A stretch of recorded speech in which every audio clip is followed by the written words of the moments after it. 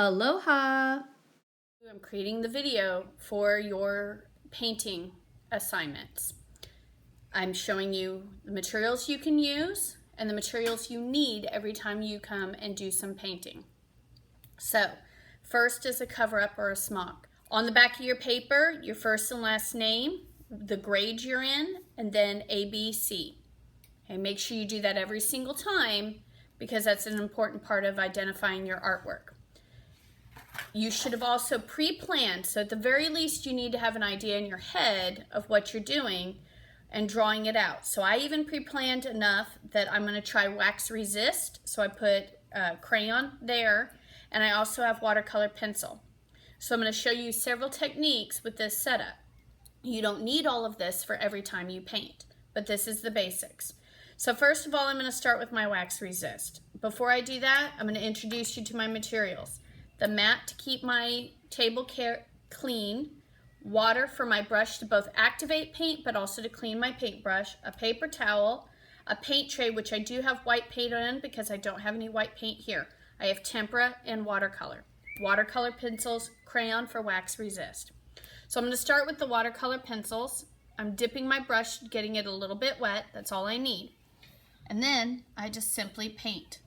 I used a combination of blues, greens, yellow-green, and yellow on my drawing. So as you watch, I'm just spreading out some of that. If I add enough water to it, then it definitely will spread out and be even more watercolor-ish. But if I like my lines, then I'm not going to put as much water in there.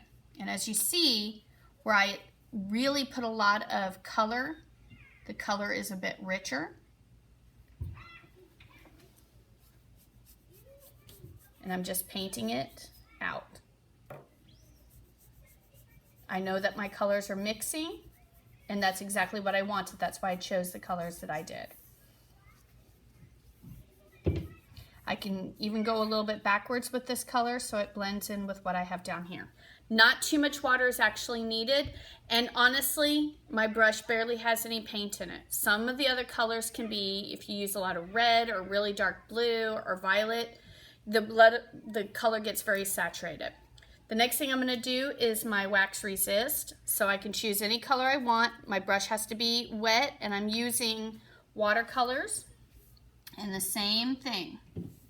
Anywhere that I put the crayon, it will resist the watercolors. So if I put enough crayon there, it'll resist it. But and the crayon will show through the watercolor, which is really kind of cool. And as long as I'm using the same color on this, I do not have to clean my brush. I'm just adding, because my watercolors are really dry, so I'm just adding a little bit of water to kind of get it wet. As soon as I change colors, I need to clean my brush and change my colors. So I've got my layer of green. I'm going to go back and clean my brush. So I'm pushing my brush all the way down so the brush bristles spread out. 1, 2, 3, wipe the inside of the cup. 1, 2, 3, white. 1, 2, 3, white. Then I do an X on my paper towel. That's it. And I go for my other color. So I'm going to grab a little more yellow. I'm going to grab some yellow. Clean my brush. X. Grab a little blue.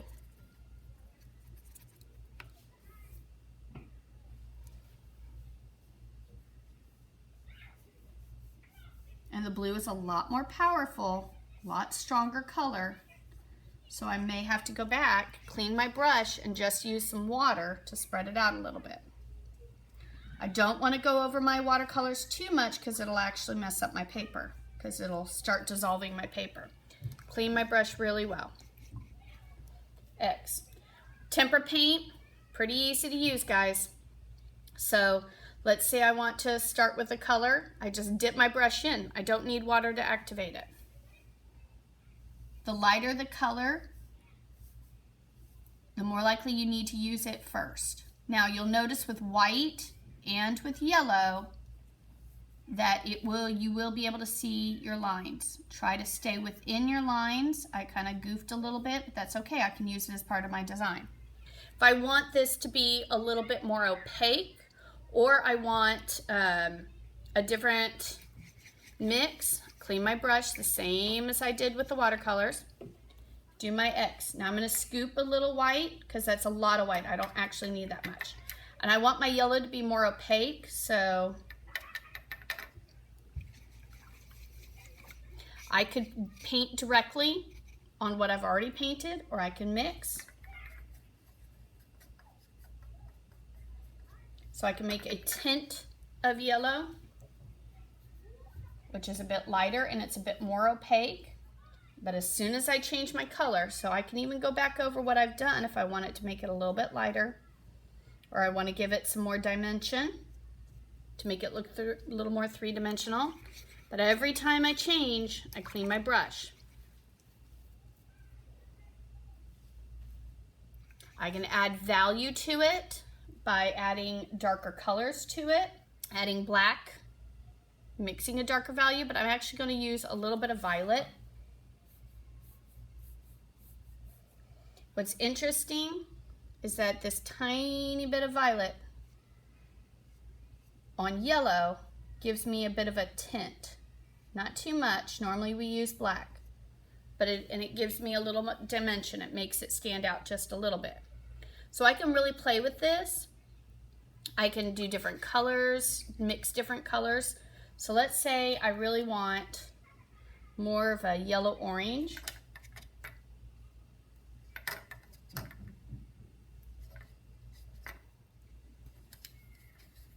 Mix my colors.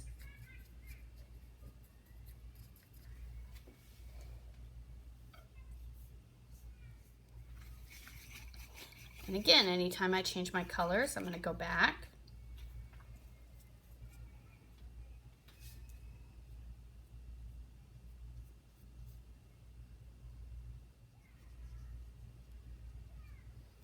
Okay, so I can take some of my color while it's still wet. Take another color.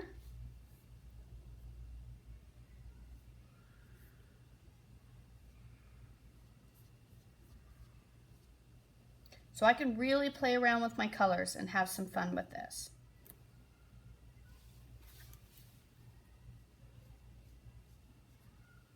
And if I really control what I'm doing, I can make something look very, very dynamic with just a little bit of work. Once I'm done with my object, or before, I can do my background first, but either way, I want to make sure I'm really continuing to add to this. You generally don't mix watercolors with tempera paint, but that is certainly a choice you can make if you want to go more multimedia. You could do tempera or watercolors, but then also do the watercolor pencils in there. You can have a lot of fun with this, and I really hope that you enjoy what you're doing. I hope this helps you. Aloha, have fun.